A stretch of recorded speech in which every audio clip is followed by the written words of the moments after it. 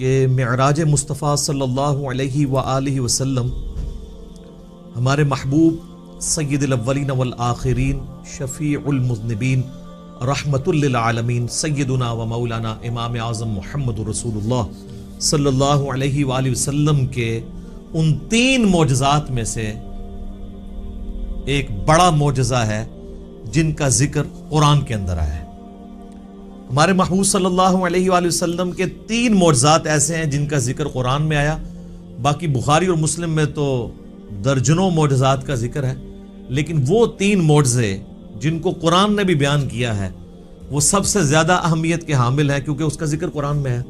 ان میں سے نمبر 1 معجزہ جسے آپ عربی میں آیاتن کہتے ہیں، اردو میں آپ معجزہ، عقل کو عاجز کر دینے والی چیز، اللہ کی نشانی، وہ ہے القرآن، جس کا ذکر سورۃ العنکبوت میں آیا کہ یہ نبی علیہ السلام کا واحد معجزہ ہے جس کی بنیاد پہ دعوی نبوت ہے۔ اور بخاری اور مسلم میں بھی کئی احادیث اس کو سپورٹیو ہیں۔ ایک وہ مشہور حدیث ہے بخاری اور مسلم کی کہ اللہ تعالیٰ نے ہر نبی کو کوئی نہ کوئی معجزہ دیا تھا اور مجھے اللہ نے وحی یعنی قرآن کا معجزہ دیا ہے۔ میں اللہ سے امید کرتا ہوں سب سے زیادہ متبعین قیامت والے دن میرے ہوں گے کیونکہ میرا معجزہ سب سے زیادہ یونیک ہے، یعنی کتاب کا معجزہ۔ اور دوسرا معجزہ آپ صلی اللہ علیہ وآلہ وسلم کا جو قرآن میں ذکر ہوا وہ شق القمر کا واقعہ ہے، جو سورۃ القمر کے سٹارٹ میں ہی آتا ہے، اقتربت الساعہ، قریب آ گئی قیامت، وانشق القمر، اور شق ہو گیا چاند۔ اس کانٹیکسٹ میں بخاری اور مسلم میں کئی احادیث ہے کہ نبی صلی اللہ علیہ وآلہ وسلم کے مبارک زمانے میں چاند 2 ٹکڑے ہوا تھا اور پھر دوبارہ سے جڑ گیا۔ تو یہ وہ دوسرا معجزہ ہے جس کا ذکر قرآن کے اندر آیا۔ اور تیسرا معجزہ ہے معراج النبی صلی اللہ علیہ وآلہ وسلم کا معجزہ۔ اس کی کوئی تاریخ ہمیں احادیث کی کتابوں میں نہیں ملتی، نہ کوئی مہینے کا پتہ ہے، یہ اندازہ ہی ہے، بہرحال ہمیں اس سے کوئی غرض نہیں ہے۔ اگر کوئی سمجھتا ہے کہ معراج کا مہینہ ہے اور 27ویں رات ہے اور اس اعتبار سے اس مہینے کے اندر اس واقعے کو یاد کیا جاتا ہے تو اس میں کوئی ایسا مسئلہ نہیں ہے، بشرطے کہ اس میں قرآن و سنت سے جو چیزیں ثابت ہیں وہ بیان کی جائیں، قصے کہانیاں بیان نہ کی جائیں جو اکثر قصے اور کہانیاں بیان کی جاتی ہیں۔ تو یہ 3 معجزات ہیں جن کا ذکر اللہ تعالیٰ نے قرآن میں فرمایا ہے۔ اس میں ٹاپ آف دا لسٹ قرآن، اس کے بعد شق القمر والا یعنی چاند کے 2 ٹکڑے ہونے والا معجزہ، اور تیسرا معجزہ آپ صلی اللہ علیہ وآلہ وسلم کی معراج۔ اور یہ بھی یاد رکھیں یہ جو معراج ہم عموماً بولتے ہیں یہ بھی غلط العام ہے، اصل میں اس معجزے کا نام ہے الاسراء والمعراج۔ نبی صلی اللہ علیہ وآلہ وسلم کا رات کا زمینی سفر الاسراء اور المعراج، اور پھر آسمانی سفر، اور یہ دونوں سفر قرآن کے اندر موجود ہیں۔ جو زمینی سفر ہے الاسراء وہ پارہ نمبر 15 ہمارا سٹارٹ اسی سے ہوتا ہے، سورہ بنی اسرائیل جو سورت نمبر 17 ہے اس کے آغاز میں ہی آتا ہے، اعوذ باللہ من الشیطان الرجیم، بسم اللہ الرحمن الرحیم، سبحان الذی اسری بعبدہ لیلا من المسجد الحرام الی المسجد الاقصی، پاک ہے وہ ذات جو اپنے بندے کو لے گئی راتوں رات مسجد حرام سے مسجد اقصی، ایک دور کی مسجد تک، جس کے ارد گرد برکتیں رکھی ہیں تاکہ ہم اپنے اس بندے خاص کو اپنی قدرت کی نشانیاں دکھائیں۔ الاسراء رات کا سفر، بیت اللہ سے لے کر مسجد ایلیا، یروشلم، بیت المقدس، یہ تینوں نام ایک ہی مسجد کے لیے، اور بعد میں وہاں پہ مسجد بھی بن گئی، حضرت عمر کے دور میں اس کا نام پھر مسجد اقصی رکھا گیا۔ قرآن جب نازل ہوا تھا وہاں اقصی لغت کے معنوں میں آیا تھا ایک دور کی مسجد، مسجد اقصی بعد میں بنائی گئی ہے، پہلے وہ بیت المقدس یا ایلیا یا یروشلم کہلاتا تھا۔ تو یہ ہے الاسراء، اور پھر وہاں سے آپ صلی اللہ علیہ وآلہ وسلم کو ایک براق پہ سوار کر کے آسمانوں کا سفر کروایا گیا 7ویں آسمان تک، اور پھر سدرۃ المنتہا، اس کا نام ہی ہے سدرۃ المنتہا، جہاں پہ مخلوق کی انتہا ہو جاتی ہے وہاں تک، اسے ہم کہتے ہیں المعراج، یعنی اونچائی کا سفر آپ صلی اللہ علیہ وآلہ وسلم کا۔ اور اس کا ذکر جو ہے وہ سورۃ النجم، سورت نمبر 53 میں آیا ہے، جس میں وہ مشہور آیت بھی آتی ہے فَكَانَ قَابَ قَوْسَيْنِ أَوْ أَدْنَىٰ، جس کے اوپر انشاءاللہ میں ڈسکشن بھی کر دوں گا۔ یہ یاد رکھیے گا میرے بھائیو، الاسراء والمعراج یہ پیورلی آپ صلی اللہ علیہ وآلہ وسلم کا جسمانی پلس روحانی سفر ہے. یہ کوئی خواب کا واقعہ نہیں ہے, کوئی روحانی ایکسپیرینس نہیں ہے. اگر یہ خواب کا واقعہ ہوتا تو کفار مکہ کو بھی ماننے میں آر نہ ہوتی. خواب میں تو بہت کچھ انسان دیکھ لیتا ہے. تو یہ جسمانی پلس روحانی ایکسپیرینس ہے. اور اس کے ساتھ یہ بھی یاد رکھنا ہے کہ اس کا موڈ برزخی ہے, یعنی اس کو اس دن کوئی دیکھ کے آبزرو نہیں کر سکتا تھا, الا یہ کہ اللہ نے کوئی ایک خاص منظر کسی کو دکھا دیا ہو, وہ الگ بات. ورنہ یروشلم میں آلموسٹ 1,00,000 کے قریب انبیاء جمع ہوئے. صحیح مسلم میں آتا ہے. یہاں تک کہ آپ صلی اللہ علیہ وآلہ وسلم نے فرمایا کہ مجھے جبرائیل علیہ السلام نے تمام نبیوں کا امام بھی وہاں پر بنایا. میرے بھائی, ہمارے شہر میں 1,00,000 بندہ جمع ہو جائے رات کے وقت تو تھرتھلی پڑ جائے گی, اور اس زمانے کے اندر. لیکن کسی نے وہ منظر دیکھا نہیں ہے, وہ ان سین بیریئر تھا. اور بیسیکلی یہ اس لیے کروایا گیا, جو سورہ آل عمران میں آیا تھا نا, کہ اللہ تعالیٰ نے انبیاء کی ارواح سے عہد لیا تھا کہ اگر میں تمہیں حکمت دوں, نبوت دوں, اور پھر میرا کوئی پیغمبر تم میں آ جائے تو تم نے اس پیغمبر کی تصدیق کرنی ہے, جس طرح کہ یحییٰ علیہ السلام نے حضرت عیسیٰ علیہ السلام کی.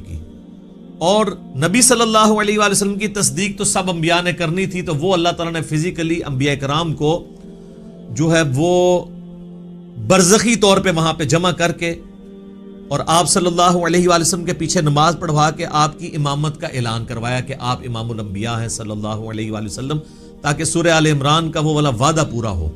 وہ بڑا سٹرکٹ وعدہ ہے, اس میں یہاں تک الفاظ ہیں کہ مجھ سے یہ عہد کرو کہ جب میرے پیغمبر آئیں گے تم ان پر ایمان بھی لاؤ گے, ان کی مدد بھی کرو گے, اور میرے ساتھ یہ بھاری ذمہ اٹھاؤ, میں بھی تمہارے ساتھ گواہوں میں شامل ہوتا ہوں, اور اب بھی اگر کسی نے اس عہد کو توڑا تو وہ فاسقوں میں شمار ہوگا. یہ اتنے سخت الفاظ انبیاء کرام علیہ السلام کے بارے میں اللہ تعالیٰ نے ارشاد فرمائے. تو یہ برزخی اس کا موڈ تھا. اب اگر کسی کو شوق ہے کہ جی میں یہ سارا واقعہ ایک ایک احادیث کے انٹرنیشنل نمبرز کے ساتھ دیکھنا چاہتا ہوں, خود سننا چاہتا ہوں, پڑھنا چاہتا ہوں, تو سننے کی حد تک تو ہم نے الحمدللہ اکتوبر 2015 میں, یہ آج مارچ 2020 چل رہی ہے, اکتوبر 2015 میں آلموسٹ سمجھ لیں 4.5 سال پہلے ڈیٹیل 3 لیکچر, مسئلہ نمبر 126 ABC, 3 نشستوں میں آلموسٹ 4.5 گھنٹے کی گفتگو ویڈیو میں ریکارڈ کروا دی ہے. ایک ایک حدیث کا میں نے انٹرنیشنل نمبر بھی بتایا, تو وہ آپ دیکھیں, ہم اس ویڈیو کے نیچے بھی اس کے ڈسکرپشن میں لنک لگا دیں گے. اور اس سے بھی بہتر یہ ہے کہ مرنے سے پہلے اے مسلمان کر لے اس پہ غور, کتابوں کا خدا اور ہے, بابوں کا خدا اور, کتابوں کا دین اور ہے, بابوں کا دین اور, کتابوں کی معراج اور ہے, بابوں کی معراج اور. کتابیں خود کھول کے پڑھیں, وہ میں آپ کو حوالہ دے دیتا ہوں. صحیح بخاری میں انٹرنیشنل نمبر ہے 3887, ڈیٹیلڈ حدیث ہے پوری واقعہ معراج کی, جس میں الاسراء زمینی سفر بھی ہے, آسمانی سفر, ہر آسمان پہ کس کس پیغمبر سے ملاقات ہوئی, 5 نمازیں دی گئیں, یہ ساری کی ساری 50 سے 5 ہوئی, حضرت موسیٰ علیہ السلام کے ساتھ ملاقاتیں ہوئی, یہ پوری. صحیح بخاری میں انٹرنیشنل نمبر ہے 3887, اور سر صحیح مسلم 37 احادیث کنزیکٹیو ہیں. شروع میں پہلی جلد کے اندر انٹرنیشنل نمبر کے مطابق 411 سے لے کر 447, 411 سے 447 صرف واقعہ معراج کے اوپر ہے, الاسراء والمعراج. اچھا, وہاں پہ بھی آپ کو ہیڈنگ مل جائے گی, الاسراء والمعراج, رات کا سفر اور آسمانوں کا سفر. اور مشکات میں اگر آپ نے پڑھنا ہے تو تیسری جلد میں آپ کو 5862 سے 5867 تک مسلسل 6 احادیث اس حوالے سے مل جائیں گی جو واقعہ معراج سے ریلیٹڈ ہیں. لیکن ظاہر ہے کہ کچھ سکپ بھی ہوئی ہیں, تو وہ آپ صحیح مسلم کا وہ چیپٹر پڑھ لیں 411 سے 447 تک. اچھا, یہ جو میں نے دعویٰ کیا نا کہ یہ جسمانی پلس روحانی سفر ہے, یہ کوئی خواب کا معاملہ نہیں ہے, اگرچہ خواب میں بھی آپ علیہ السلام کو معراج ہوئی, وہ الگ سے ہے. کچھ ضعیف روایتیں بھی ہیں سیدہ عائشہ کی طرف منسوب, حضرت معاویہ کی طرف منسوب, کہ وہ لوگ کہتے تھے کہ نبی علیہ السلام کو خواب میں معراج کروائی گی, لیکن وہ اصول محدثین پہ جعلی روایتیں ہیں. صحیح بخاری کے اندر اوپر تلے 3 طرق سکیٹرڈ فارم میں, اوپر تلے تو نہیں ہے, 3 طرق آئے ہیں. انٹرنیشنل نمبر کے مطابق 6613, 4716, 3888, جس میں ابن عباس کا قول ہے، سورہ بنی اسرائیل کی آیت نمبر 60 میں آتا ہے نا کہ ہم نے نبی صلی اللہ علیہ وآلہ وسلم کو جو منظر دکھایا تھا. اب وہاں پہ جو رؤیا کا لفظ استعمال ہوا ہے نا، وہ کہتے ہیں خواب کے لیے استعمال ہوتا ہے، حالانکہ عربی میں رؤیا آنکھوں سے دیکھنے والے منظر کے لیے بھی یہ لفظ استعمال ہوتا ہے. بال ابن عباس کا قول امام بخاری اسی آیت کو ہیڈنگ بنا کے لے کے آئے ہیں سورہ بنی اسرائیل آیت نمبر 60 کے، اور ابن عباس کہا کرتے تھے کہ نبی صلی اللہ علیہ وآلہ وسلم کو جو یہ منظر دکھایا گیا جو کافروں کے لیے فتنہ بن گیا. قرآن کی آیت ہے. فتنہ کیوں بنا؟ میرے بھائی اگر خواب کا منظر ہوتا تو خواب کیوں کافروں کے لیے فتنہ بنتا؟ وہ تو مان لیتے ہیں کہ خواب میں تو کچھ بھی ہو سکتا ہے، فتنہ بنے اس لیے کہ وہ فزیکل کلیم تھا. تو ابن عباس کا قول ہے صحیح بخاری میں کہ یہ منظر جو دکھایا گیا یہ نبی صلی اللہ علیہ وآلہ وسلم نے اپنی جسم کی آنکھوں سے دیکھا تھا، دل کی آنکھوں سے نہیں. دل کی آنکھوں سے مراد ہوتا ہے خواب میں، اور جسم کی آنکھوں سے مراد فزیکلی یہ دیکھنا ہے. میرے بھائیو، الاسراء والمعراج میں آپ صلی اللہ علیہ وآلہ وسلم کو کئی ایک مناظر دکھائے گئے، جو سورہ بنی اسرائیل کی آیت نمبر 7 جو آیت نمبر سٹارٹ میں 1 ہے، سورت نمبر 17، لِنُرِيَهُ مِنْ آیاتنا، تاکہ ہم اپنے بندے کو اپنی نشانیوں میں سے نشانیاں دکھائیں. وہ نشانیاں کون سی تھی؟ ان پہ میں بولوں تو میرے بھائی تقریباً 3-4 گھنٹے اور لگ جائیں گے. میں آپ کو موٹی موٹی باتیں بتا دیتا ہوں جو بخاری اور مسلم میں آئی ہیں کہ آپ علیہ السلام کو کیا کچھ دکھایا گیا. نمبر 1 سٹارٹ ہوا شق الصدر سے. آپ علیہ السلام کا سینہ چاک کیا گیا، بخاری مسلم میں آتا ہے، اور جنت سے سونے کا تشت لا کے آب زمزم کا پانی ڈال کے جبرائیل علیہ السلام نے نبی علیہ السلام کا دل جو ہے وہ دھویا. نمبر 2 آپ صلی اللہ علیہ وآلہ وسلم کو، چونکہ آپ مکے میں تھے، ابھی مدینہ آپ نے جانا تھا، راستے میں ایک شہر میں اتارا گیا اور جبرائیل نے کہا کہ یہ طیبہ ہے، مدینہ، جو آپ کا مسکن عنقریب بننے والا ہے ہجرت کے بعد. حضور کو اس وقت تک نہیں پتا تھا کہ یہاں سے تو میری دعوت جو ہے وہ ایسی لانچ ہوگی کہ رومن اور پرشین امپائر بھی کچھ نہیں جائیں گی. نمبر 3 پھر آپ کو کوہ طور پہ لے جایا گیا، انبیاء کے مقامات پہ. سب سے پہلے نبی علیہ السلام کا اپنا مسکن، اس کے بعد پھر طور سینا کے اوپر، اور کہا گیا کہ یہ وہ ہے جہاں پہ اللہ تعالیٰ نے حضرت موسیٰ علیہ السلام سے کلام کیا تھا. نمبر 4 بیت اللحم لے جایا گیا. بیت المقدس میں ایک جگہ ہے جہاں پہ حضرت عیسیٰ علیہ السلام کی ولادت ہوئی تھی، تو وہ جگہ بھی دکھائی گئی. لہٰذا اس سے امام نے تیمیہ کے اس عقیدے کا رد ہوا کہ انبیاء کی جو بیٹھنے کی جگہ ہیں ان کا وزٹ کرنا یہ نعوذ باللہ کوئی بدعت ہے. نبی علیہ السلام کو تو خود کروائی جا رہی ہے یہ ساری چیزیں، الحمدللہ. اور صحیح بخاری میں اوپر تلے 10 احادیث ہیں کہ عبداللہ بن عمر اپنے سفر حج کے دوران ان جگہوں پر نماز پڑھا کرتے تھے جہاں پہ نبی علیہ السلام کے ساتھ جب انہوں نے سفر کیا تھا تو جہاں جہاں اتر کے نماز پڑھی تھی. تو اس میں امام بخاری نے باب باندھا ہے کہ نبی علیہ السلام کی جگہوں کو تلاش کر کے وہاں پہ نماز پڑھنا. حتیٰ کہ مسند احمد میں آتا ہے کہ وہ اس جگہ پہ پیشاب بھی کرتے تھے جہاں نبی علیہ السلام نے اپنے سفر حج میں پیشاب کیا تھا. بخاری میں الفاظ ہیں نافع کے کہ مسجدیں موجود تھیں راستے میں، مسجد کے پاس نالوں کے قریب جو پتھر تھے وہاں پہ وہ نماز پڑھتے تھے، مسجد میں نہیں پڑھتے تھے. وہ کہتے تھے مسجد تو بعد میں بنی ہے، نبی علیہ السلام نے اس پتھر پہ نماز پڑھی تھی. یہ اتباع سنت کا جذبہ تھا. تو ظاہر نبی علیہ السلام سے لیا. 4 چیزیں ہوگی جی، شق الصدر، مدینہ شریف دکھایا گیا، طور سینا، بیت اللحم، اور اس کے بعد صحیح مسلم میں آتا ہے قبر موسیٰ دکھائی گئی. نبی علیہ السلام کہتے ہیں میں نے سرخ ٹیلے کے پاس موسیٰ علیہ السلام کو ان کی قبر میں نماز پڑھتے ہوئے دیکھا، اور اگر میں گزروں میں تمہیں وہ قبر بھی دکھا سکتا ہوں. وقائم یصلی فی قبری، وہ کھڑے اپنی قبر میں نماز پڑھ رہے تھے. لیکن یہ معاملہ ہے برزخی، حیات انبیاء کے اوپر یہ ثبوت ہے لیکن برزخی معاملہ. اس کے بعد آپ صلی اللہ علیہ وآلہ وسلم کو بیت المقدس میں انبیاء کی امامت کروائی گئی. 1 لاکھ کے قریب پیغمبروں کو جمع کیا گیا، اور جبرائیل علیہ السلام نے کہا کہ آپ ان کی امامت کروائیں. یہ صحیح مسلم میں آتا ہے. اچھا، پھر دجال دکھایا گیا، یہ بھی آتا ہے بخاری مسلم میں، دجال بھی دکھایا گیا. پھر آپ علیہ السلام کو آسمانوں کی سیر کروائی گئی.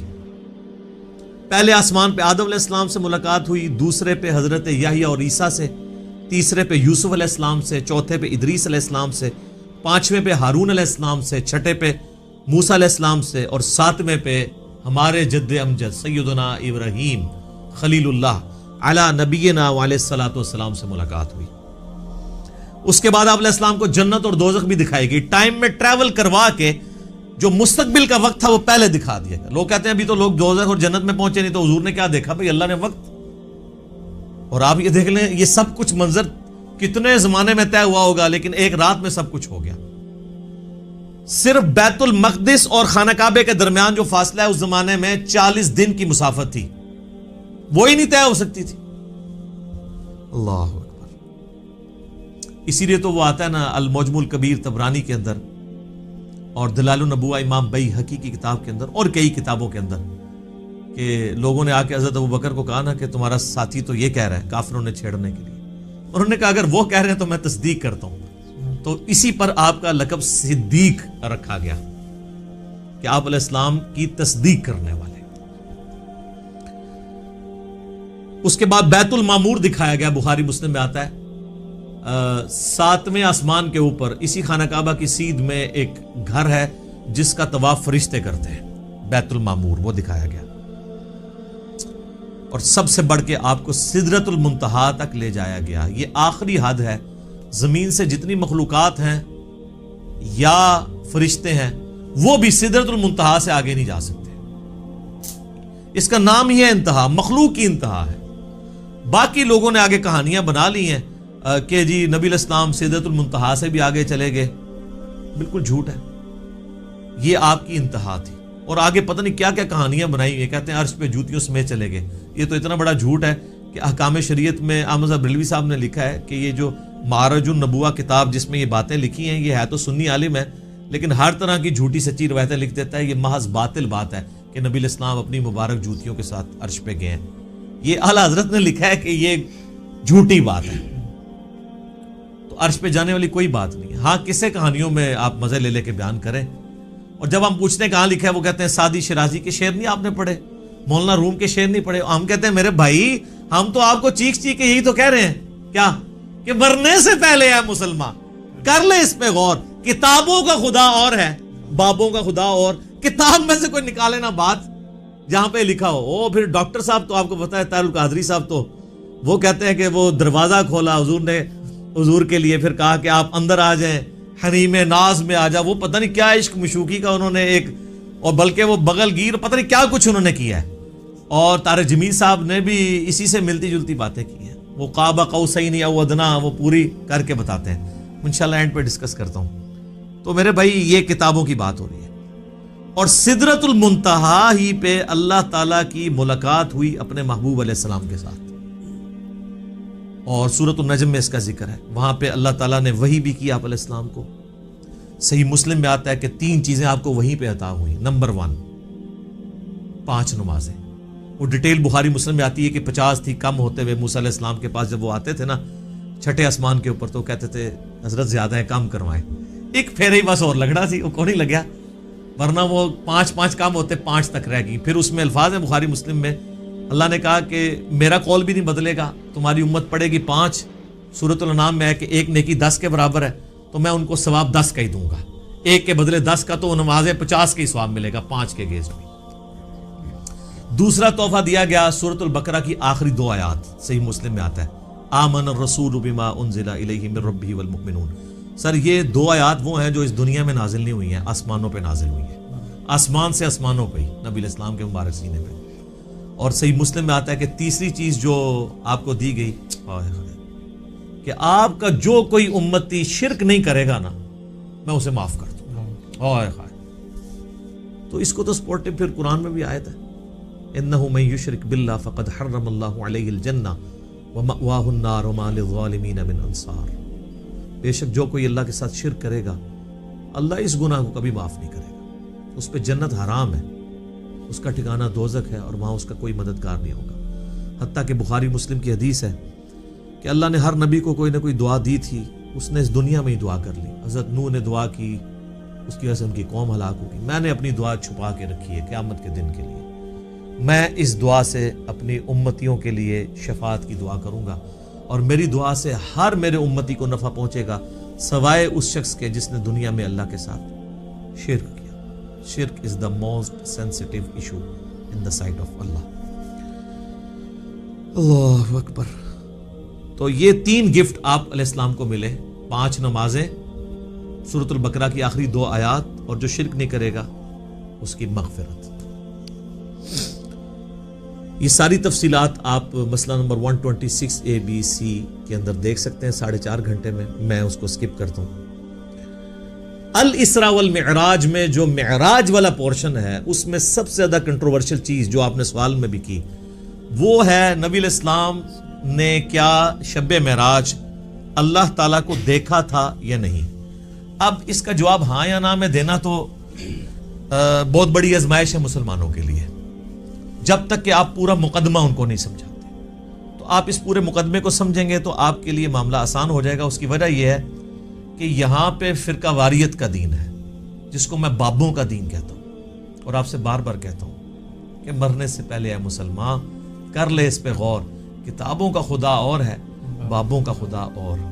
اچھا کہتے ہیں نہیں آپ کتابوں کا دین کہہ لیا کریں، بابوں کا خدا تو سب کا ایک ہے. میرے بھائی اس کے اندر قیامت مضمر ہے. دین کس لیے ہوتا ہے؟ اللہ کی شناخت کے لیے. جب آپ کے بابوں نے اس اللہ کی شناخت ہی میں نہیں کروائی ہے جو پیغمبروں کے ذریعے اللہ نے کروائی تھی، تو ہم رونا روئیں گے نا کہ آپ کس اللہ کی بات کرتے رہے ہو. تو اصل چیز قیامت زور اس شعر میں تبھی ہے کہ کتابوں کا خدا اور ہے، بابوں کا خدا اور. دیکھ لیں ہلچل مچی اس کی وجہ سے ہے. اگر میں کہتا کتابوں کا دین اور ہے بابوں کا دین اور، تو کسی کو کچھ نہیں تھا ہونا. یہ اندر جو ہلچل مچتی ہے نا، وہ کہتے ہیں یار ہم پتہ نہیں کس خدا کو مان رہے ہیں، کتابوں والے خدا کو کسی اور کو نہ مان رہی ہوئی. تو یہ تو میں نے ڈیٹیکٹ کیا تھا قرآن سے. کتابوں کا خدا حضرت آدم علیہ السلام کو جب اللہ نے دنیا پہ اتارا، سورۃ البقرہ آیت نمبر 38، تو اللہ تعالیٰ نے ہماری ماں اور باپ کو یہی کہا تھا قُلْ اهْبِطُوا مِنْهَا جَمِيعًا، اے آدم اور اس کی بیوی اور میری ان دونوں بندوں کی قیامت تک ہونے والی اولاد اتر جاؤ زمین میں. فَإِمَّا يَأْتِيَنَّكُم مِّنِّي هُدًى، یاد رکھنا اب جب کبھی بھی کوئی ہدایت کی کتاب تمہارے پاس آئے گی، انتظار کرنا کتابوں کا، بابوں کا نہیں، کتابوں کا جو پیغمبروں کے ذریعے آئیں گی. فَإِمَّا يَأْتِيَنَّكُم مِّنِّي هُدًى فَمَن تَبِعَ هُدَايَ فَلَا خَوْفٌ عَلَيْهِمْ وَلَا هُمْ يَحْزَنُونَ. جو ان کتابوں کی اس ہدایت کی پیروی کرے گا اس کو نہ کوئی خوف ہوگا نہ کوئی غم. وَالَّذِينَ كَفَرُوا وَكَذَّبُوا بِآيَاتِنَا أُولَٰئِكَ أَصْحَابُ النَّارِ هُمْ فِيهَا خَالِدُونَ. جو کوئی ہماری آیات کو جھٹلا دے گا، کفر کرے گا، اس کو جھٹلائے گا، تو وہ ہوں گے اہل جہنم، رہیں گے اس میں ہمیشہ ہمیشہ.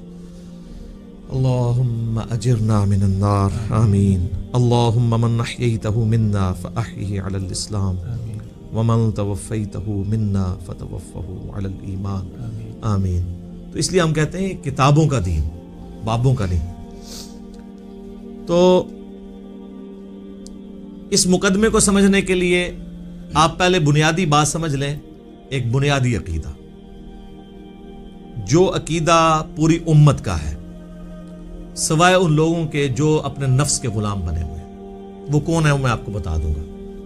پوری امت کا یہ عقیدہ ہے کہ مرنے سے پہلے اس روئے ارض پہ اللہ تعالیٰ کا دیدار کسی انسان کو، کسی جن کو، کسی فرشتے کو یا کسی بھی مخلوق کو ہونا محال ہے، امپاسبل ہے.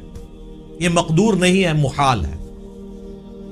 اس کے ثبوت میں سورۃ الانعام کی آیت نمبر ہے 103، لا تدرکہ الابصار، نگاہیں اس کا احاطہ نہیں کر سکتی، وہ نگاہوں کا احاطہ کر لیتا ہے. حتیٰ کہ اس آیت میں اہل تشیع اتنا غلو کرتے ہیں کہ وہ یہ کہتے ہیں کہ قیامت میں اور جنت میں بھی اللہ کا دیدار نہیں ہوگا. وہ بھی غلو کر رہے ہیں. اور دوسری طرف ان کی حالت یہ ہے کہ وہ کہتے ہیں کہ مولا علی علیہ السلام اس وقت تک سجدے سے سر نہیں اٹھاتے تھے جب تک اللہ کو دیکھ نہ لے. تو ہم کہتے ہیں یار آپ کوئی ایک بات کرو، کسی بات کے اوپر ٹکو. اور پھر بعض غلو کرنے والے وہ کہتے ہیں شب معراج بھی جو مولا علی کا پنجہ دیکھا تھا. خیر اب اہل علم ان کو خود ہی رد کر رہے ہیں، وہ کہہ رہے ہیں یہ نصیحتیں، ہمارا ان سے کوئی تعلق نہیں ہے. اہل تشیع کا یہ جو ہے مکتب نہیں ہے، مکتب اہل بیت یہ نہیں ہے. تو یہ سورۃ الانعام کی آیت نمبر 103 اس پر گواہ ہے. اور اس سے بھی بڑھ کر پریکٹیکل ایکسپیرینس سورۃ الاعراف کی آیت نمبر 143، جب موسیٰ علیہ السلام نے کوہ طور پہ ملاقات کے دوران کہا اے اللہ میری خواہش ہے میں تجھے دیکھوں. اتنی دفعہ باتیں سن سن کے اگلا سٹیپ بھی بندہ طے کرتا ہے نا. تو اللہ نے کیا فرمایا تھا؟ لن ترانی، ہرگز نہیں دیکھ سکتا تو مجھے، بلکہ تو پہاڑ کی طرف دیکھ. اگر یہ پہاڑ اپنی جگہ پہ قائم رہا تو سمجھنا تو مجھے دیکھ سکتا ہے.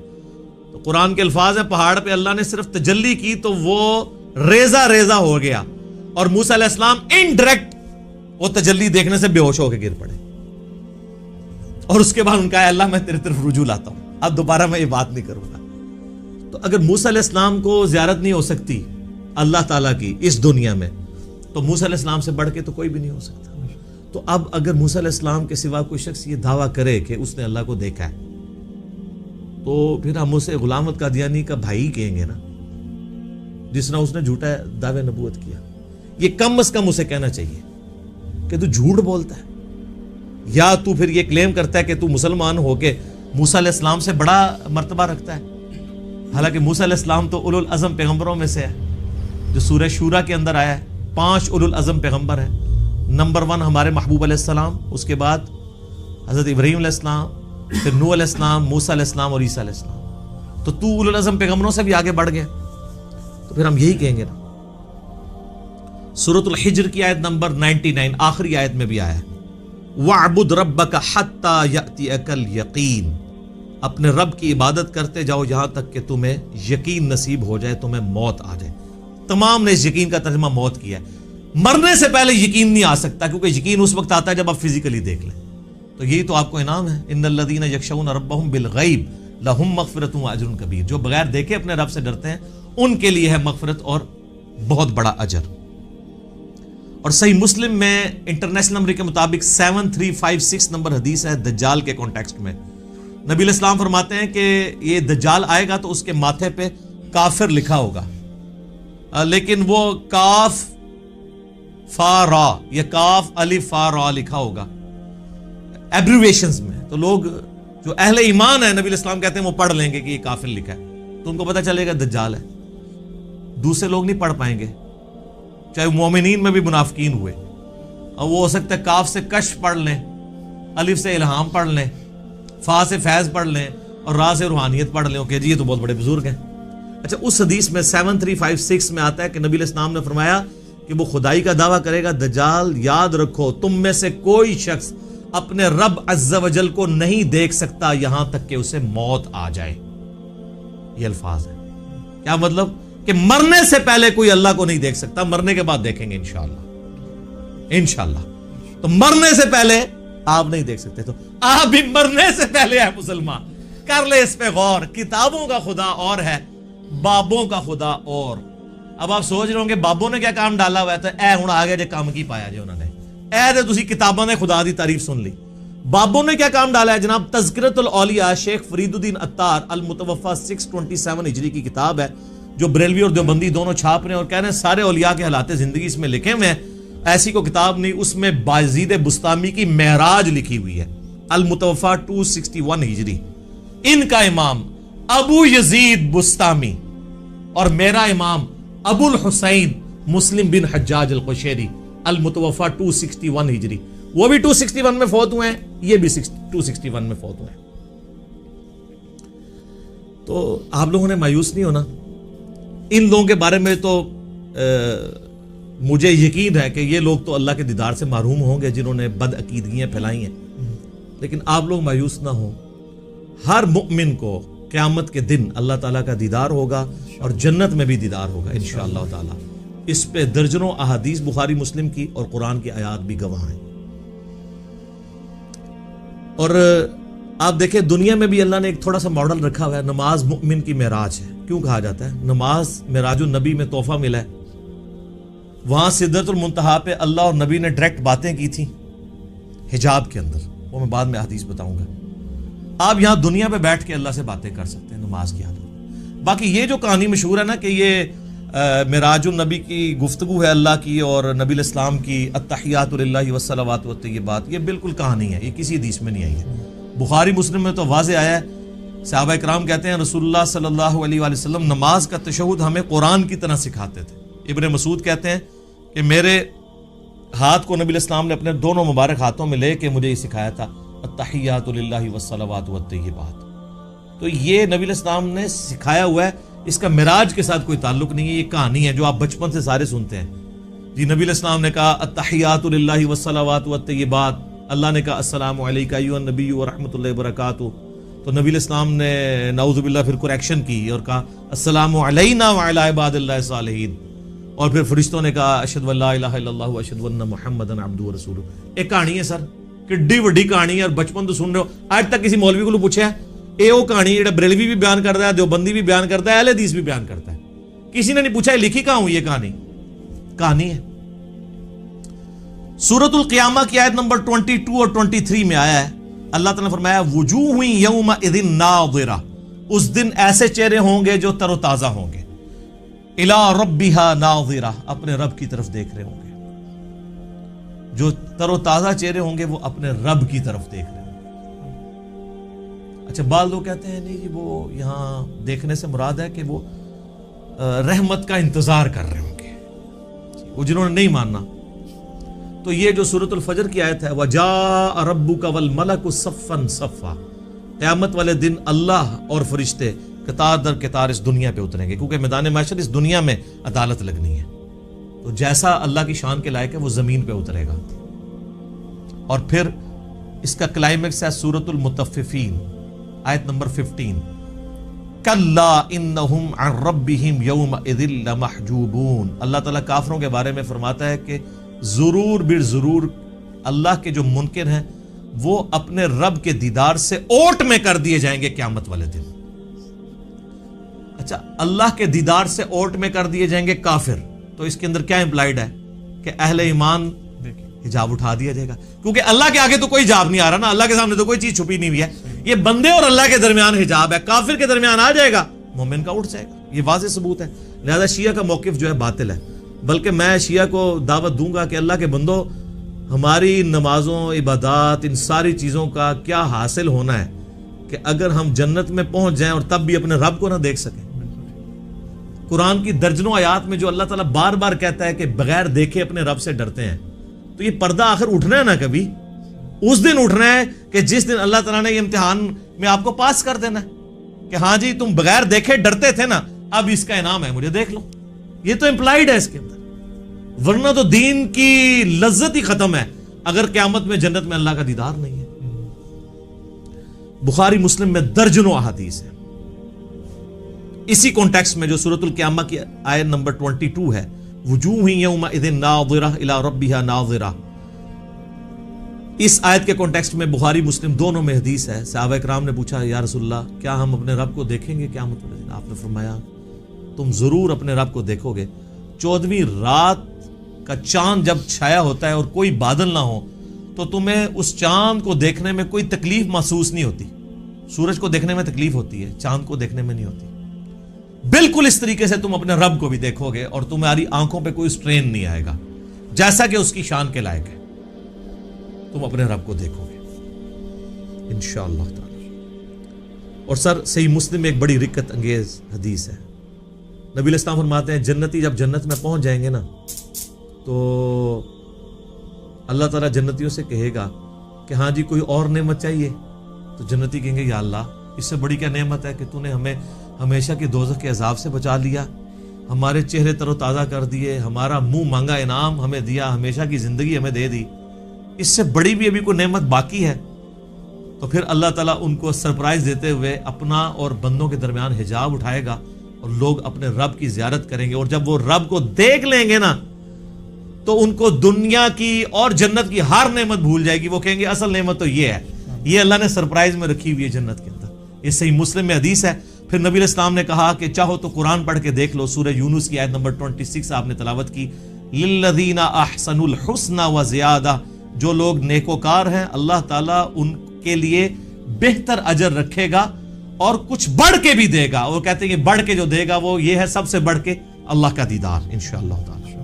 اور پھر صحیح مسلم کی وہی حدیث جو دجال والی میں نے بیان کی 7356 کہ تم میں سے کوئی اپنے رب عز و جل کو نہیں دیکھ سکتا یہاں تک کہ وہ مر نہ جائے. تو مرنے کے بعد انشاءاللہ تعالی اللہ کا دیدار ہوگا. اور مرنے سے پہلے اے مسلمان کر لے اس پہ غور، کتابوں کا خدا اور ہے، بابوں کا خدا اور یقین کر جب تو یہ غور کرے گا نا تو تیرے اندر سے آواز نکلے گی کیا کہ نہ میں وابی نہ میں بابی نہ میں سو کالڈ وابی تے نہ میں بابیاں دا دفاع کرنے والا بابی، میں ہوں مسلم علمی کتاب انشاءاللہ تعالی۔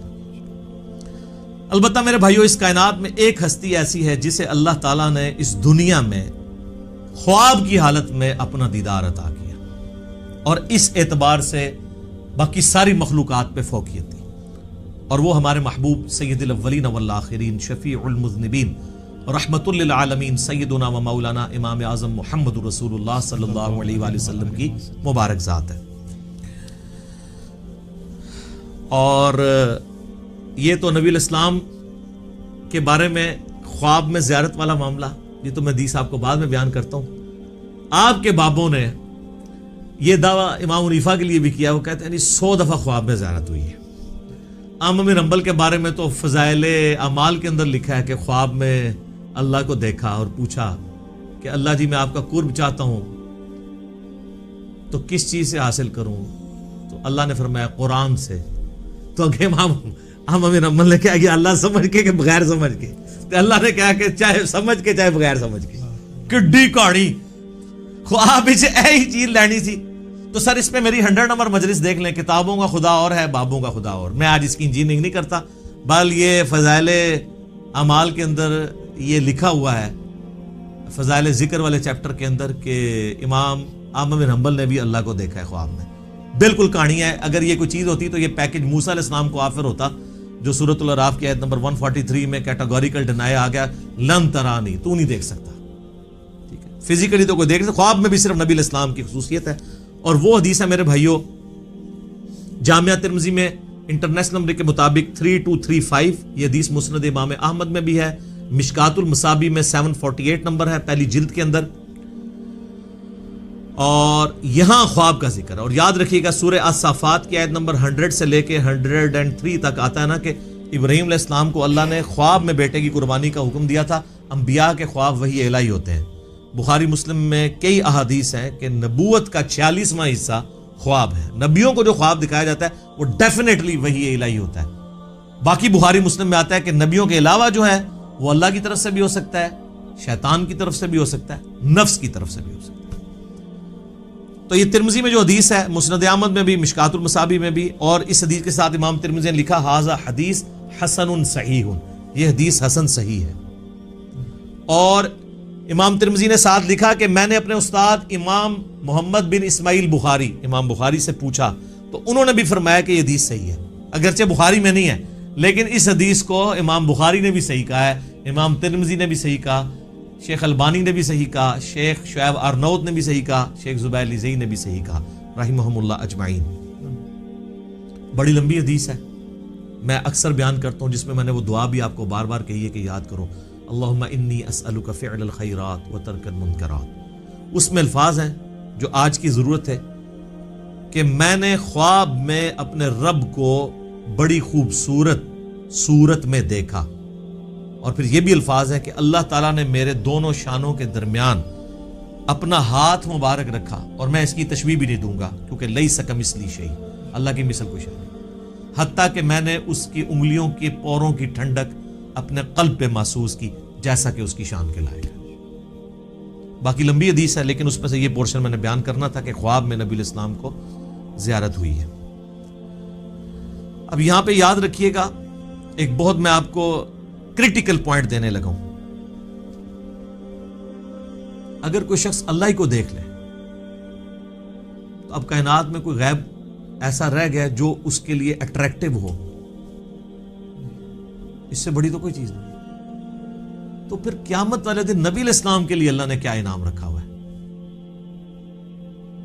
آپ کو تو دنیا میں مل گیا سب کچھ، ہمیں تو کہا گیا نا سورۃ الملک کی آیت نمبر 12 میں ان الذین یخشون ربهم بالغیب لہم مغفرۃ و اجر کبیر، جو بن دیکھے اپنے رب سے ڈرتے ہیں ان کے لیے مغفرت اور بہت بڑا اجر ہے۔ اور آپ نے سن لیا کہ جنت میں اللہ کا دیدار، قیامت میں اللہ کا دیدار۔ تو نبی علیہ السلام نے اگر دنیا میں ہی اللہ کو دیکھ لیا تو نبی علیہ السلام کے لیے پھر کون سا انعام رہے؟ اس کے اندر امپلائیڈ ہے کہ نبی علیہ السلام کے لیے انعام یہ ہے کہ دنیا میں دیکھا ہے خواب کی حالت میں، فزیکل ہی نہیں دیکھا، دل کی آنکھوں سے دیکھا ہے۔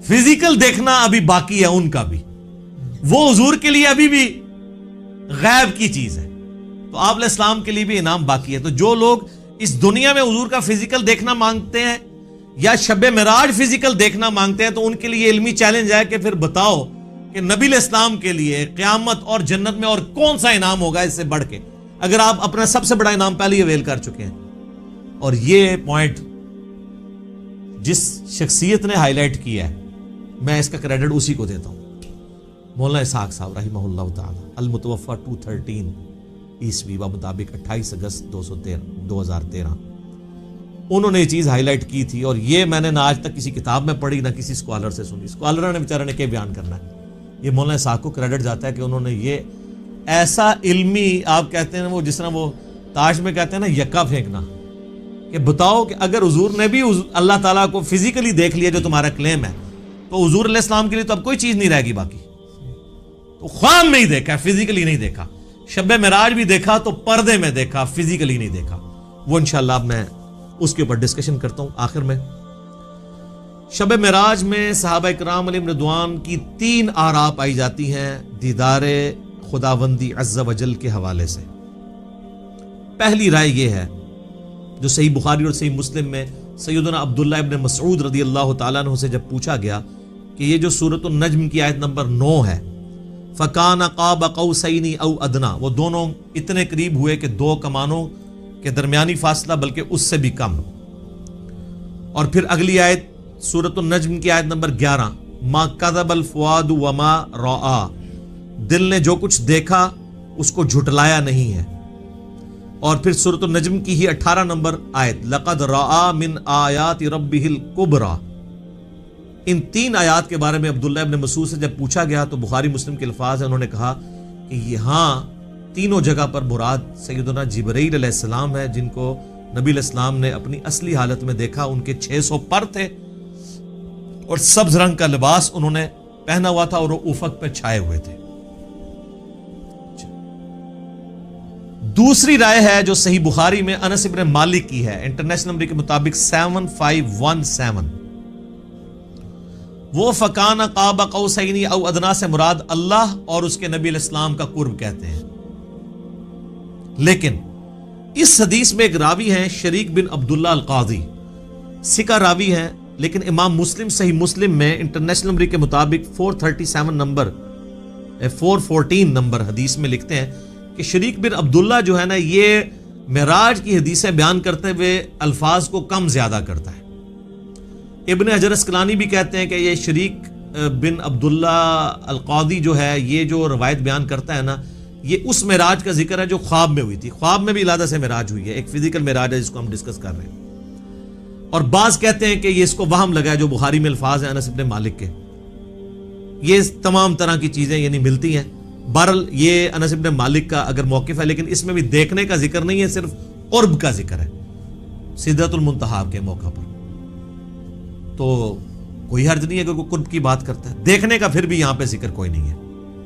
अच्छा, अनस इब्न मालिक रज़ियल्लाहु ताला अन्हु के इस अकीदे को स्पोर्टिव इब्न अब्बास की राय है सही मुस्लिम में 437 नंबर हदीस में।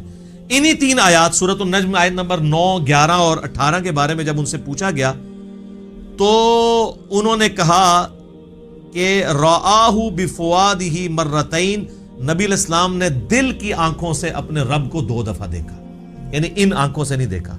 और इब्न अब्बास वही हैं जिनके बारे में सही बुखारी में हम पहले सुन चुके।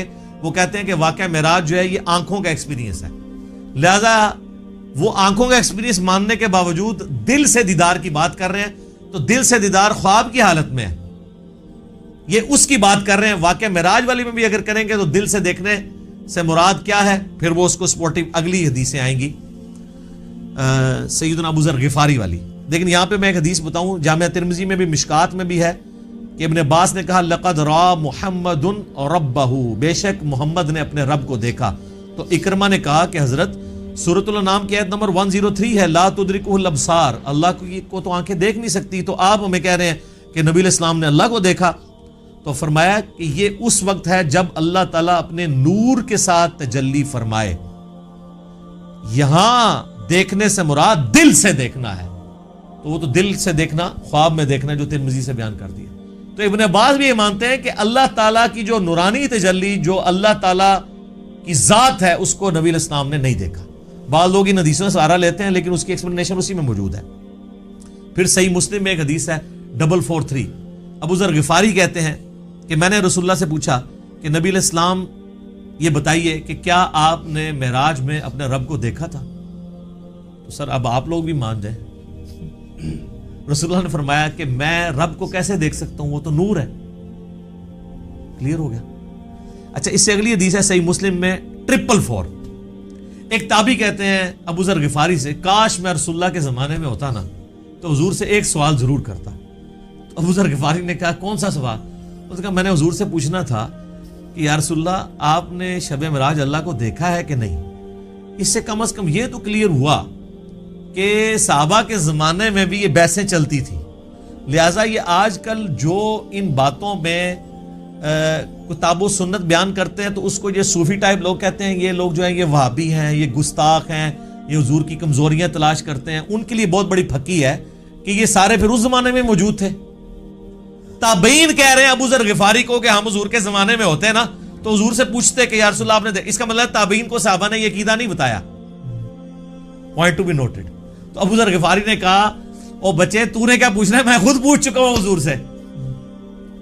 اچھا، تو وہ کہتے ہیں میں نے جب رسول اللہ سے پوچھا تھا تو آپ علیہ السلام نے فرمایا کہ میں نے شب معراج ایک نور دیکھا تھا۔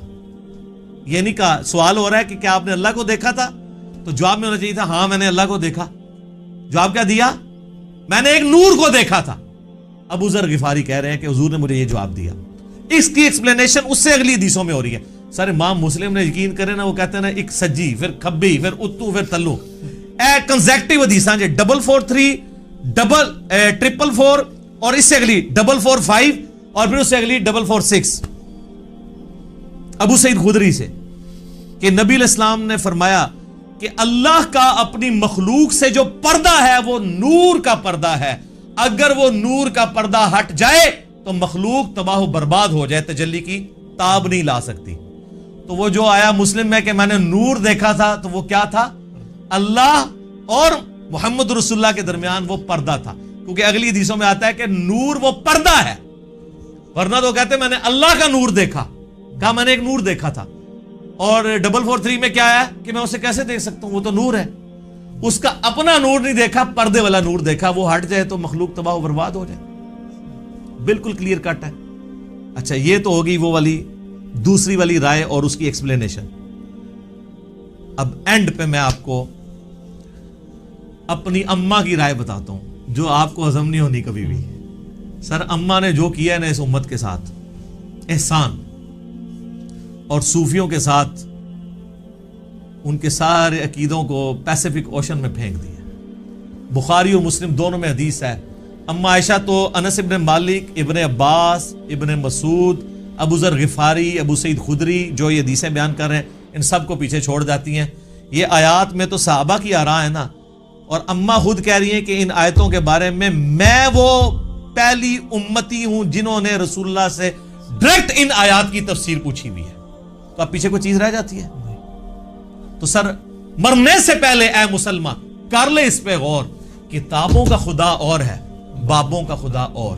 تو سر یہ صحیح بخاری شریف انٹرنیشنل نمبر 4855 اور سر یہ صحیح مسلم شریف انٹرنیشنل نمبر 439 میں اما عائشہ کی ڈیٹیل حدیث ہے۔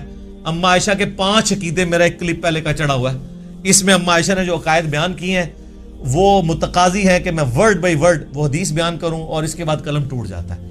اس پہ میں اس کو کنکلوڈ کرتا ہوں۔ صحیح مسلم میں 439 نمبر حدیث، سر یہ مسلم شریف ہے جو پڑھی ہوئی نہیں ہے، پڑھی ہوئی بھی ہے۔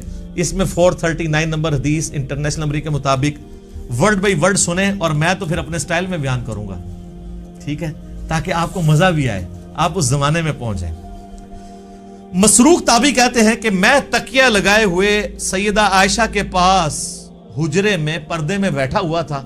اما عائشہ کی عادت تھی کہ وہ اندر ہوتی تھی تو باہر ایک مجلس لگی ہوئی ہوتی تھی، لوگ آگے سوال آپ سے کرتے تھے، ظاہر امت کی استاد ہیں۔ تو ایک دن، اچھا اما عائشہ کا بڑا پیار تھا اس مسروق تابعی کے ساتھ، اور یہ بھی اتنا لاڈلا تھا اس نے اپنی بیٹی کا نام بھی عائشہ رکھا ہوا تھا. یہ بڑا مشہور تابعی ہے, بخاری مسلم میں درجنوں احادیث ہے ایسے. تو کہتے ہیں کہ ایک دن میں تکیہ لگائے بیٹھا تھا تو اماں نے اندر سے آواز دی اور کہا اے ابو عائشہ. یہ پیار سے بلایا, کنیت. یہ یعنی عرب میں جب کسی کو پیار سے بلانا ہوتا تھا اس کا نام نہیں لیا جاتا تھا, کنیت کے ساتھ بلایا, اے ابو عائشہ. جو بھی 3 باتوں میں سے کسی ایک کا بھی قائل ہوا اس نے اللہ پہ بہت بڑا جھوٹ باندھا. اب سر, نبی کی بیوی, امت کی ماں, ایک اپنے اسٹوڈنٹ کو دین سکھا رہی ہیں, پوچھنے پہ نہیں خود سے بتا رہی ہے کہ میرے پاس بنیادی عقائد ہیں, تم لے لو. اب وہ مسروق تابعی کہتے ہیں میں تکیہ لگا کے بیٹھا ہوا تھا تو میں سیدھا ہو گیا کہ کون سی 3 باتیں ہیں جو اللہ کے اوپر کوئی باندھ دے تو وہ جھوٹا ہے, کہیں میرے اندر نہ پائی جاتی. آپ پہ تو فرق نہیں پڑتا, آپ کے آگے سے قرآن گزر جائے, بخاری گزر جائے, مسلم گزر جائے, کیوں؟ وہ آپ بابوں کے دین کے اوپر ہیں. تو اس لیے ہم آپ سے ریکویسٹ کرتے ہیں کہ مرنے سے پہلے اے مسلمان کر لے اس پہ غور. کتابوں کا خدا اور ہے, بابوں کا خدا اور جب تو غور کرے گا تیرے اندر سے آواز اٹھے گی, کیا کہ نہ میں وابی, نہ میں بابی, میں ہوں مسلم علمی کتابی. تو میں نے کہا کہ وہ 3 باتیں کون سی ہیں؟ انہوں نے کہا پہلی بات, جو کوئی یہ عقیدہ رکھتا ہے کہ محمد صلی اللہ علیہ وآلہ وسلم نے اپنے رب کو دیکھا تو اس نے اللہ پر بہت بڑا جھوٹ باندھا. لو جی, سارے صوفی وڈے کے جے صوفی تے کہندے نسی ویکھیا ہے, بتایا نہیں بازید بستامی نے دعویٰ کیا ہے. ہوئے ہوئے ہوئے. مسروق کہتے ہیں میں تکیہ لگائے بیٹھا تھا, جیسے ہی میں نے یہ بات سنی میں اٹھ کے بیٹھ گیا. میں نے کہا اے اماں جان ذرا مجھے بھی کچھ عرض کرنے دیں اور اپنی بات میں جلدی نہ کریں, یعنی میں بھی کوئی اپنے دلائل سامنے رکھنا وا, تسی پہلے ہی چھکا مارے ہیں, کیونکہ وہ ان کا خود بھی یہی ہو سکتا ہے عقیدہ ہو. کیا اللہ نے قرآن میں نہیں فرمایا وَلَقَدْ رَآهُ بِالْأُفُقِ الْمُبِينِ؟ وہی آیات سورۃ النجم کی آیت نمبر 9, 11 اور 18 تینوں مسروق نے پڑھی. وَلَقَدْ رَآهُ نَزْلَةً أُخْرَى, یہ تو واضح قرآن میں آیا ہے کہ دیکھا اس نے اس کو. اب قرآن میں یہ تو نہیں ہے کس نے کس کو. تو سیدہ عائشہ نے کہا اس امت میں سب سے پہلے میں نے ان آیتوں کو رسول اللہ سے پوچھا تھا. اب رسول اللہ سے پوچھنے کے بعد بھی اگر کسی نے نہیں یقین کرنا اور بابوں کے دین پہ چلنا اور کتابوں کے دین پہ نہیں چلنا, صحیح مسلم 439 نمبر حدیث پہ نہیں چلنا, اور صحیح بخاری انٹرنیشنل نمبر کے مطابق 4855 حدیث میں, مسلم میں چونکہ ڈیٹیل ہے میں وہ بیان کر رہا ہوں. اچھا جی سن لیں, آپ جو رسول اللہ کو مانتا ہے اس کے لیے میں بیان کر رہا ہوں, جو بابوں کو مانتا ہے اس کے لیے تو میں کچھ نہیں کر سکتا. تو آپ علیہ السلام نے فرمایا کہ ان آیات میں مراد جبرائیل علیہ السلام ہے, یعنی میں نے جبرائیل علیہ السلام کو دیکھا, میں نے ان کو ان کی اصلی صورت پر دیکھا, اور 2 بار ایسا ہوا. ان آیات میں اسی کا ذکر ہے کہ ان کو وہ اس وقت وہ اتر رہے تھے آسمان سے, اور ان کے تن و توش کی بڑائی نے آسمان سے زمین تک روک رکھا تھا, افق پہ پھیلے ہوئے تھے, وہی جو عبداللہ ابن مسعود نے کہا. اب یہ سیدہ عائشہ نے جو یہ حدیث بیان کی ہے نا کہ نبی علیہ السلام سے خود ہی پوچھ لیا تو ان کا جبرائیل ہے, تو اما عائشہ اب مزید علمی دلائل سامنے رکھ رہی ہیں اسی عقیدے پہ. سورۃ الانعام کی آیت نمبر 103 پڑھی, لا تدرکہ الابصار وہو یدرک الابصار, جو ہم پہلے ڈسکس کر چکے. نگاہیں اس کا احاطہ نہیں کر سکتی, وہ نگاہوں کا احاطہ کر لیتا. اور کہا مسروق تو نے یہ آیت نہیں قرآن کی پڑھی ہوئی, اور کیا تو نے یہ نہیں سنا کہ اللہ فرماتا ہے وما کان لبشر ان یکلمہ اللہ الا وحیا او من وراء حجاب او یرسل رسولا. سورہ شورى کی آیات کہ کسی انسان کی تو یہ اہلیت ہی نہیں ہے کہ اللہ تعالیٰ اس سے کلام کرے سوائے اس کے کہ اس پہ وحی کر دے, یعنی چپکے سے اس کے دل میں بات ڈال دے, یا حجاب میں گفتگو کرے جس طرح کہ سدرۃ المنتہا پہ ہوئی, یا اس کی طرف کوئی رسول بھیجے یعنی جبرائیل علیہ السلام کو پیغمبر. تو حضرت عائشہ نے اپنی دلیل میں رسول اللہ کی بات بھی کی اور قرآن کی آیات بھی کوٹ کی, اور اماں تو سیدھی آیتیں ہی کوٹ کرتی تھی, حدیث بھی کوٹ کی ہے نا, کہہ دو اماں منکرین حدیث میں سے تھی, نہیں, پہلے انہوں نے حدیث کوٹ کی ہے, بعد میں قرآن کی آیات کوٹ کی ہے. مسروق دوسری بات یہ ہے کہ جو کوئی خیال کرے کہ رسول اللہ صلی اللہ علیہ وآلہ وسلم نے اللہ کی کتاب میں سے کچھ حصہ چھپا لیا تھا تو اس نے بڑا جھوٹ باندھا. اب ایسی سلسلہ خاص گلاں خاص منہ میرا پچھلے دن کلپ ریکارڈ ہو گیا حضرت ویسے کرنی والا اور علم لدنی والا حضرت خضر علیہ السلام والا, وہ دیکھ لو, میں ساری کہانیاں نہ کھولی ہیں, تخت بلقیس والا بھی دیکھ لیں, سب کچھ ٹھپے گئے. تو اما عائشہ کہتی ہیں جس نے کہا نا رسول اللہ نے کچھ چھپا لیا تھا, یہ بھی کہتے ہیں خاص باتیں خاص لوگوں کو بتائی تھی, اس نے بھی اللہ پر جھوٹ باندھا. کیا تم نے قرآن میں اللہ کا فرمان نہیں سنا, یا ایھا الرسول بلغ ما انزل الیک من ربک وان لم تفعل فما بلغت رسالتہ. اے رسول اللہ جو آپ کی طرف نازل ہوا ہے اللہ کی طرف سے وہ اپنی امتیوں تک پہنچا دیں, اور اگر آپ نے نہ پہنچایا اس کو تو آپ نے رسالت کا حق نہیں ادا کیا. تو رسول اللہ نے سارا دین سب کو ٹرانسفر کیا. علم لدنی پہ میرا حضرت خضر علیہ السلام والا کلپ دیکھ لیں, میں نے پوری ان کی کہانیاں کھول کھول کے بیان کی ہیں بخاری مسلم سے, وہاں بھی آیت کوٹ کی تھی. اچھا, اور پھر کا مسروق تیسرا عقیدہ یہ ہے کہ جو کوئی کہے کہ رسول اللہ یہ جان لیتے تھے کہ کل کیا ہونے والا ہے, یعنی آئندہ کا حال, علم غیب, تو اس نے بھی اللہ پر جھوٹ باندھا, کیونکہ اللہ تعالیٰ قرآن میں فرماتا ہے قُلْ لَا يَعْلَمُ مَنْ فِي السَّمَاوَاتِ وَالْأَرْضِ الْغَيْبِ إِلَّا اللَّهُ. اے نبی فرما دو آسمانوں اور زمین میں غیب کو کوئی نہیں جانتا سوائے اس کے. ہاں اس کے بتانے سے اگر کوئی غیبی خبر دے وہ الگ معاملہ ہے, لیکن مطلقاً علم الغیب اس کے ساتھ خاص ہے, عالم الغیب وہ ہے. اما نے جناب تینوں عقیدے کلیئر کرتے اور یہ بھی کہا کہ رسول اللہ صلی اللہ علیہ وآلہ وسلم سے میں نے خود تصدیق کی ہے, اور پھر قرآن کی آیات بھی کوٹ کی. تو ہم تو یہی کر سکتے تھے کہ کھول کھول کے چیزیں بیان کر دیتے. میرے خیال ہے اس کے بعد کوئی گنجائش نہیں رہی ہے. میں نے اس پہلے سوال کو تفصیلاً اس لیے بیان کیا تاکہ کسی کے ذہن میں اگر کوئی وسوسہ ہے تو وہ کلیئر ہو جائے, کیونکہ یہ رجب المرجب کا آخری عشرہ ہے, معراج کے اوپر باتیں ہو رہی ہیں. انشاءاللہ ہماری یہ ویڈیو اپلوڈ ہوگی, اور اب میں کیا کروں میرے بھائی, اتنے میں فی البدی حوالے اس میں دے دیتا ہوں کہ اس کے اوپر پھر ہمیں ریفرنسز لگاتے ہوئے ڈزنز آف ورکنگ آور چاہیے ہوتے ہیں. تو بال میں نے اوورال آپ کو ایک پورا جہاں پہ کریٹیکل نمبر سے وہ بتا دیے, اور حوالے ہم اس میں نہ بھی لگائیں, آپ خود ان حوالوں تک پہنچ جائیں گے. اللہ تعالیٰ سے دعا ہے کہ ہمیں معراج مصطفیٰ صلی اللہ علیہ وآلہ وسلم کے بارے میں صحیح عقیدہ رکھنے کی توفیق عطا فرمائے, اور کتاب و سنت والا عقیدہ رکھنے کی توفیق عطا فرمائے. آمین ثم آمین. ٹھیک ہے.